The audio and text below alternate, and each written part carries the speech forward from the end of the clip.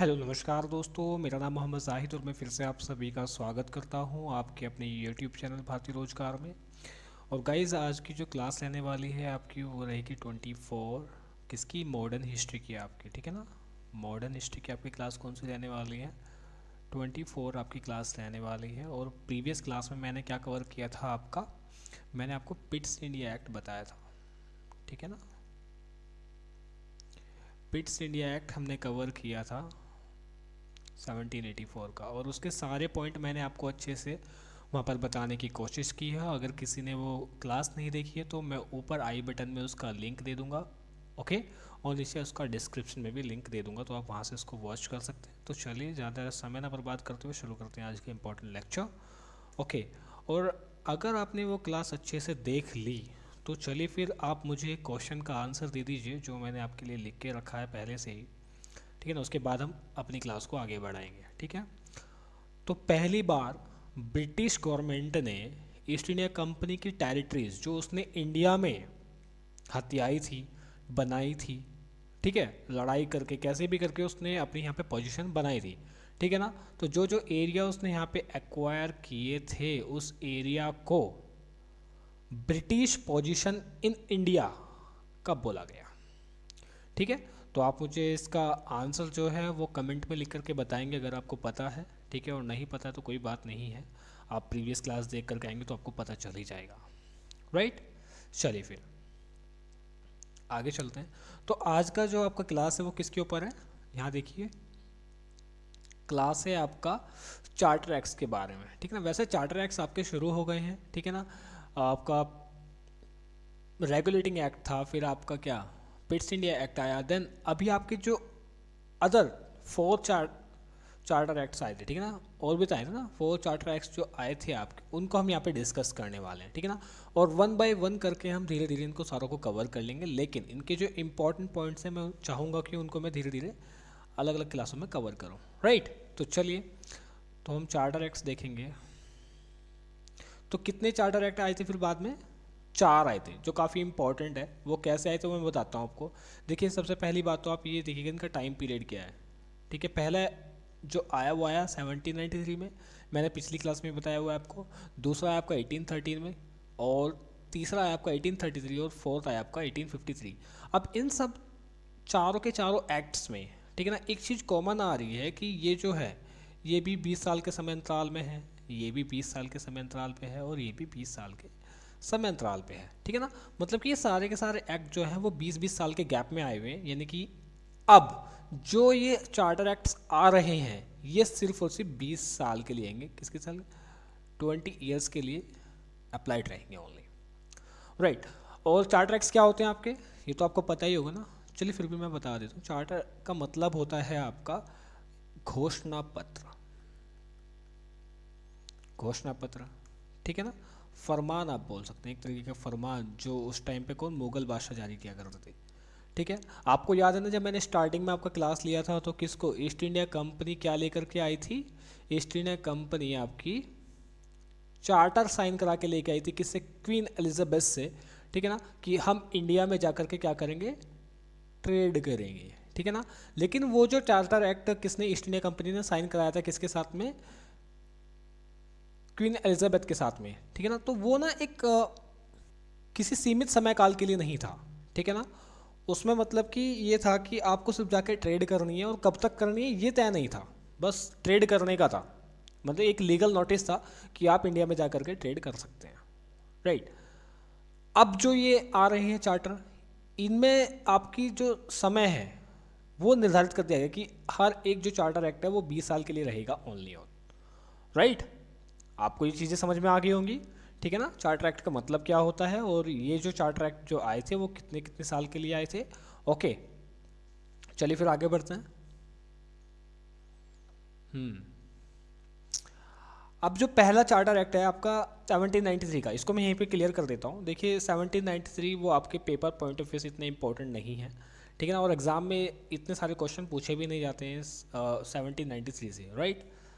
क्योंकि कि हम जो आपको यहाँ पे क्लास दे रहे हैं वो सारी चीज़ें स्टडी करके देते हैं, ठीक है ना। इसमें क्या किया गया था कि गवर्नर जनरल ऑफ जो बंगाल था उसकी पावर्स को थोड़ा सा इंक्रीज़ कर दिया गया था, ठीक है ना, उसकी पावर्स को बढ़ा दिया गया था। और इसके अलावा इसको 20 साल की तो मोनोपोली मिली गई थी ना, ठीक है ना, 20 साल का क्या दिया गया था, चार्टर तो मिल ही गया था 20 ईयर्स का, राइट।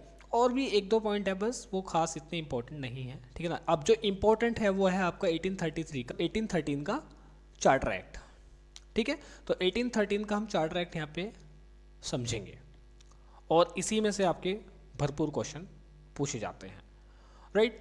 अब ये जो चार्टर एक्ट है 1813 का, ये आया क्यों था, इसके आने की थोड़ी सी वजह समझ लेते हैं। वजह यह कि एक नेपोलियन बोनापार्ट, आपने बहुत बार नाम सुना होगा हिस्ट्री में, काफ़ी नामचीन नाम है ये, मतलब कि काफ़ी फेमस नाम है नेपोलियन बोनापार्ट, ओके। ये कहाँ का था आपका, ये बंदा था फ्रांस का, ठीक है ना, ये बंदा फ्रांस का था। और फ्रांस की और ब्रिटिश ईस्ट इंडिया कंपनी, फिर ब्रिटिश गवर्नमेंट की ले लो, इनकी आपस में ही नहीं बनती थी, ये हमेशा एक दूसरे के वर्सेस रहते थे, एंटी रहते थे। आपको मैंने पिछली क्लासेस में बताया हुआ है कि अगर ब्रिटिश की और फ्रांस की आपस में लड़ाई हो रही है तो उसका इम्पैक्ट ऑटोमेटिकली इंडिया में भी आ जाता था, जो क्योंकि के यहाँ पे फ्रांसिस कंपनी भी काम कर रही थी और ब्रिटिश कंपनी भी काम कर रही थी, तो फिर ये भी आपस में लड़ने लगती थी यहाँ पे, राइट। तो ये दोनों एक दूसरे के दुश्मन बहुत पुराने रहे हैं, राइट। अब ये जो नेपोलियन बोनापार्ट है, ये इतना ज़्यादा काबिल बंदा था, मतलब कि इसने अदर देशों में अपनी ऐसी छाप बनाई, अपनी ऐसी बात बनाई कि उनमें भी इसका काम बहुत अच्छा चल रहा था, मतलब कि बिजनेस करता था बहुत बड़ी तरीके से, ठीक है ना, बहुत ही अच्छी तरीके से बिजनेस करता था अदर कंट्रीज़ के साथ में भी, और वो कंट्रीज़ भी इसके साथ में बिजनेस अच्छे से करती थी, ठीक है ना। तो influence in all another countries, ठीक है ना, ऑल अनदर कंट्रीज़ के साथ में क्या कर रहा था, बिजनेस कर रहा था अच्छी तरीके से। अब नेपोलियन बोनापार्ट जिसके साथ में अदर कंट्रीज़ भी बिजनेस कर रही हैं, राइट, तो जाहिर सी बात है इसके साथ में इसके संबंध अच्छे होंगे भाई, जिसके साथ में आप अच्छे से बिजनेस कर सकते हो, ठीक है ना, तो फिर उसके साथ में आप अपने संबंध भी अच्छे रखना चाहोगे, ठीक है ना। तो संबंध इनके बहुत अच्छे चल रहे थे, राइट। अब हो क्या रहा था, जो न्यू बिजनेसमैन थे जो कहाँ पे बन रहे थे, अब ऐसा तो है नहीं कि ईस्ट इंडिया कंपनी ही है ओनली, ठीक है ना, ईस्ट इंडिया कंपनी के अलावा भी जो अदर बिजनेसमैन थे जो नए नए बने थे, कहाँ पे, इंग्लैंड में, ठीक है ना, कहाँ पे, इंग्लैंड में जो आपके नए नए बिजनेसमैन बने थे, अब वो जब दूसरी कंट्रीज़ में बिजनेस करने के लिए जाते थे तो वहाँ पे नेपोलियन बोनापार्ट की वजह से उनको काम नहीं मिलता था, मतलब कि वो उनके साथ में बिजनेस करना ही नहीं चाहते थे, राइट। तो उनको बहुत ज़्यादा दिक्कतें आ रही थी, राइट। तो उनको बहुत ज़्यादा प्रॉब्लम फेस करनी पड़ रही थी अदर कंट्रीज़ के साथ में बिजनेस करने में, राइट। क्योंकि कि नेपोलियन बोनापार्ट ने ये बोल दिया था कि जो जो भी कंट्री मेरे साथ में बिजनेस करना चाहती है, ठीक है ना, तो वो बस मेरे साथ में ही करे, अगर वो ब्रिटिश के साथ में काम करेगी, ब्रिटिश के साथ में भी काम करेगी, तो वो मेरे साथ में अलाइड नहीं रहेगी, मेरे साथ में उसका कोई संबंध नहीं रहेगा, मैं उसके साथ काम ही नहीं करूंगा। अब नेपोलियन बोनापार्ट ऑलरेडी इतनी सारी कंट्रीज़ में अपनी अच्छी खासी बात बना चुका था, तो सब इसके साथ में काम करना चाहते थे, तो कोई भी इसकी बात को क्यों डालेगा भाई। तो ब्रिटिशों का यहाँ पे बहिष्कार होना शुरू हो गया, इनको काम मिलना हो गया बंद, ठीक है, इनके साथ व्यापार कोई करना नहीं चाहता था नई कंपनीज के साथ में। अब ये जो नए बिजनेसमैन थे इन्होंने क्या काम किया, इन्होंने कहा कि क्योंकि के देखिए ईस्ट इंडिया कंपनी को क्वीन एलिजाबेथ ने क्या दिया रखी थी, मोनोपोली दे रखी थी भाई, ठीक है ना, मोनोपोली दे रखी थी किसके साथ, इंडिया के साथ में क्या करने की, ट्रेड करने की, इंडिया के साथ में ट्रेड करने की मोनोपोली साइन कर रखी थी पहले से, राइट। इस वजह से वो इंडिया में भी नहीं आ सकते थे, ठीक है ना। जब इन्होंने देखा कि हम किसी और कंट्री में काम नहीं कर पा रहे हैं और ईस्ट इंडिया कंपनी अच्छा खासा पैसा छाप रही है, अच्छे खासे रुपए बना रही है, कहाँ पे, इंडिया में, ठीक है ना, कहाँ पे बना रही है, इंडिया में अच्छे खासे पैसे बना रही है, तो यार हम क्यों नहीं जा सकते। तो जब उन्होंने देखा कि इनके साथ में तो ईस्ट इंडिया कंपनी का क्या एक मोनोपोली साइन हो रखी है और हमें और कहीं काम नहीं करने दिया जा रहा, तो हमें भी इंडिया जाना चाहिए भाई, सीधी सी बात है, ठीक है, क्योंकि हमें भी प्रॉफिट कमाना है। तो इन्होंने किसके ऊपर, ब्रिटिश गवर्नमेंट के ऊपर क्या बनाया, प्रेशर बनाया कि आप हमें भी वहाँ पे काम करने की इजाज़त दो, सीधी सी बात है। आपने वहाँ पे सिर्फ और सिर्फ किसको, ईस्ट इंडिया कंपनी को भेजा हुआ है, ये बिल्कुल गलत है, सरासर गलत है, हमें नहीं पता, आप हमें भी वहाँ पे भेजो, ठीक है। तो ये कारण था 1813 का चार्टर एक्ट आने का, ये कारण था, ये बहुत बड़ा रीज़न था किसका, 1813 का चार्टर एक्ट आने का। ओके, और इस एक्ट के आने के बाद, इस एक्ट के आने के बाद में क्या हुआ, जो ईस्ट इंडिया कंपनी के साथ में किसने, क्वीन एलिजाबेथ ने जो मोनोपोली साइन की थी वो एंड हो गई। वो क्या हो गई, एंड हो गई। लेकिन पूरी तरीके से एंड नहीं हुई है, ठीक है। अभी भी इनको चाय का व्यापार कर सकते हैं, किसके साथ में, इंडिया के साथ में, और चाइना के साथ में ट्रेड कर सकते हैं अपनी। ये दो मोनोपोली, क्योंकि ईस्ट इंडिया कंपनी इंडिया में ही नहीं चाइना के साथ में भी काम करती थी भाई, मतलब बहुत सारी कंट्रीज के साथ में अलग अलग उसने मोनोपोली लेकर के अपना काम कर रही थी। वो काफ़ी अच्छा खासा रुपये छाप रहे थे भाई, राइट। तो ईस्ट इंडिया कंपनी की मोनोपोली एंड कर दी गई कि आप अब यहाँ पे सिर्फ और सिर्फ अकेले काम नहीं करेंगे, और कंपनीज भी यहाँ पे काम करेगी, ठीक है। तो और आप बस अब यहाँ पे टी का बिजनेस संभालो, राइट। और इसके अलावा जो चाइना के साथ में आपकी ट्रेड कर चल रही है वो आप अपनी कंटिन्यू रखो। ओके, अब ये तो मिल गई, अब और कंट्रीज को भी मौका मिल गया, ठीक, सॉरी, और कंपनीज को भी मौका मिल गया किसमें, इंडिया में आने का। अब राइट, तो आपको यहाँ पे एक कंसेप्ट समझना पड़ेगा। कंसेप्ट क्या है आपका, बताता हूँ, ठीक है। अब न्यू कंपनी क्या होगी, क्योंकि न्यू कंपनी भी मिल गई ना भाई। अब ये जो 1813 का चार्टर एक्ट है किसका, 20 ईयर्स के लिए था, ठीक है। आप जाएंगे वहाँ पे क्या काम करेंगे, तो और कंपनीज भी आना शुरू हो गई अब यहाँ पे। अब और कंपनी जब इंडिया में आएंगी तो क्या नई नई फैक्ट्री लगाएंगे। अब ऐसा तो है नहीं कि वो अपनी फैक्ट्री साथ में लेके आएंगे, ठीक है ना। तो फैक्ट्री आकर यहाँ पे लगानी पड़ेगी, और फैक्ट्री लगाने के बाद में वो बहुत सारे नए नए प्रोडक्ट्स बनाएगी। किससे, मशीन से बनाएगी, ठीक है ना। मशीन से बनाएगी भाई अपने नए नए प्रोडक्ट, ठीक है ना। मशीन से नए नए प्रोडक्ट बनाएगी, और किसके साथ में बनाएगी, अच्छी क्वालिटी के साथ में बनाएगी, फिनिशिंग के साथ में बनाएगी।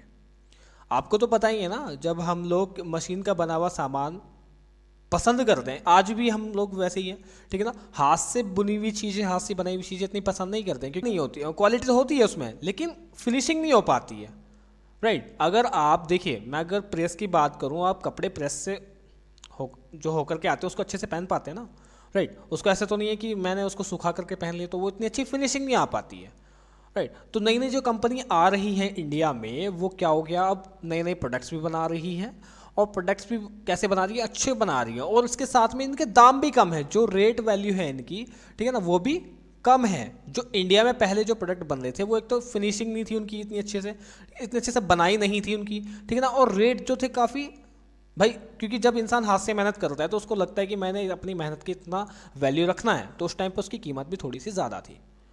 अब यहाँ पे फैक्ट्री लग गई नहीं, तो इसको नुकसान किसका होगा, इस सब में नुकसान किसका होगा सबसे बड़ा, वो बताइएगा आप मुझे, सोच करके बताता हूँ किसका होगा। आप इनसे सोचिए, सोचने का काम भी तो है ना, सोचेंगे नहीं तो कैसे चलेगा भाई। अरे कहाँ भाग गया भाई, ऐसा तो नहीं है सारे भाग गए, नहीं है लिखा हुआ, ठीक है। तो इस सब में किसका नुकसान हो रहा है भाई, देखिए इधर मैंने एक किसान बनाया था, थोड़ा सा आपको डरावना लग रहा होगा, लेकिन इसकी आंखें बेचारे की काफ़ी गमज़दा लग रही हैं, तो मैंने बनाने की कोशिश की थी, ठीक है ना। तो इन सब में जो नुकसान होगा वो किसका होगा, इंडियन आर्टिशियंस का होगा। इंडियन आर्टिशियन मतलब जो यहाँ पे बुनकर थे,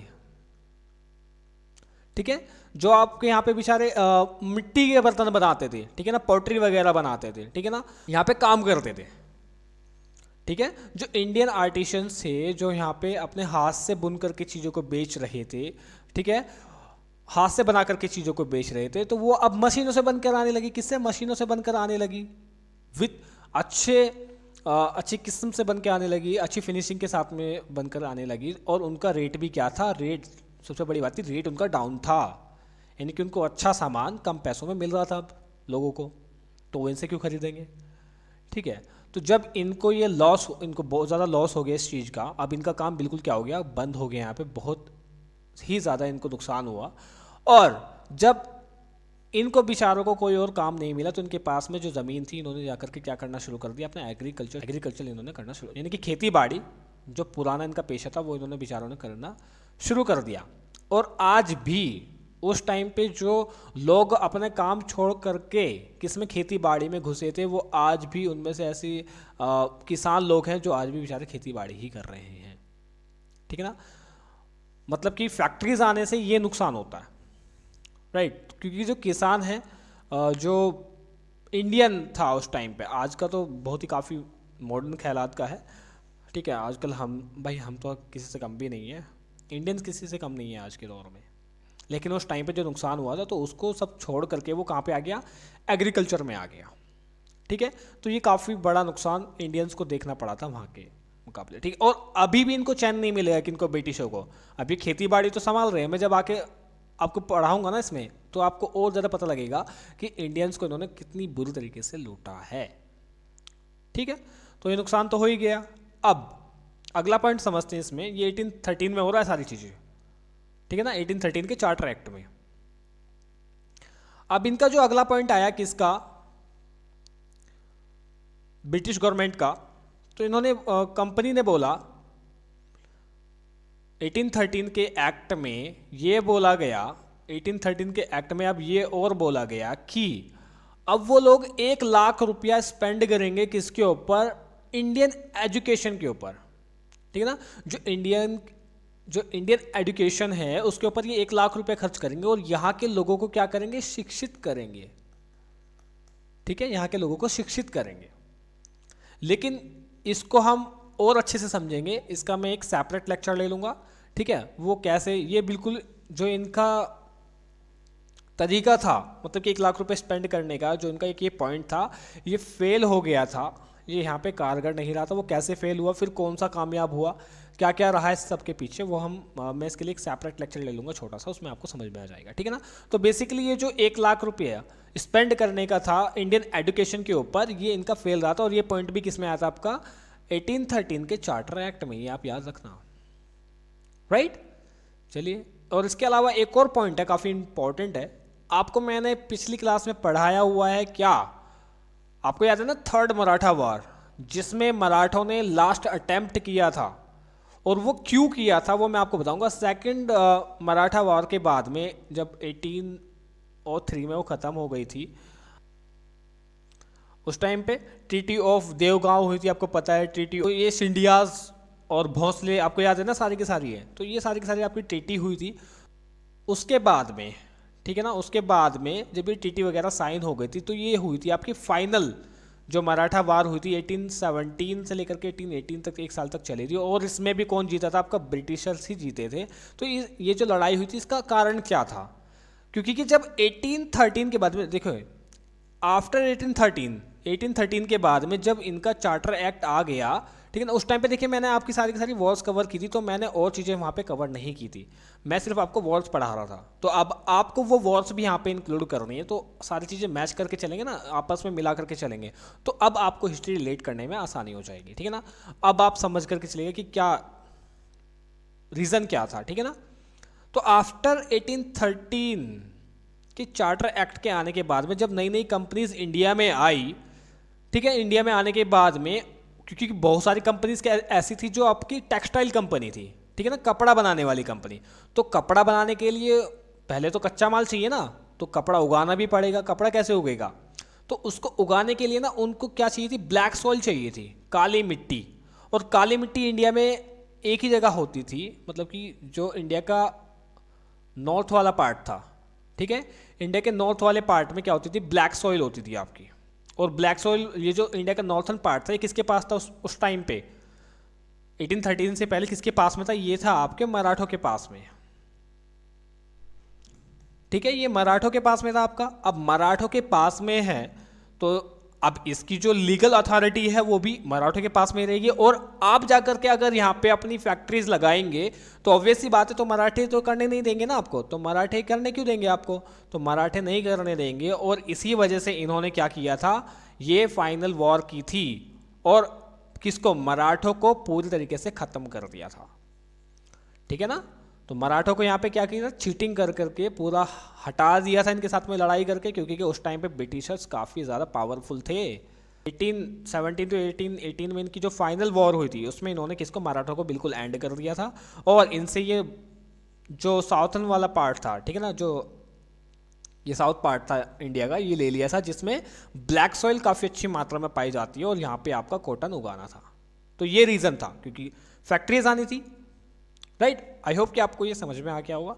तो ये सारे पॉइंट थे किसके, आपके, ये आपके 1813 के चार्टर एक्ट्स के बारे में थे, ठीक है ना। तो 1813 का जो चार्टर एक्ट्स का वो मैंने आपको कंप्लीटली यहाँ पे समझा दिया है। उसके बाद में जो जो पॉइंट आते जाएंगे मैं छोटे छोटे लेक्चर में आपको कवर करता चलूँगा। आई होप कि आपको ये क्लास अच्छी लगी होगी, इन्फॉर्मेशन आपको ये काफ़ी यूज़फुल रहेगी।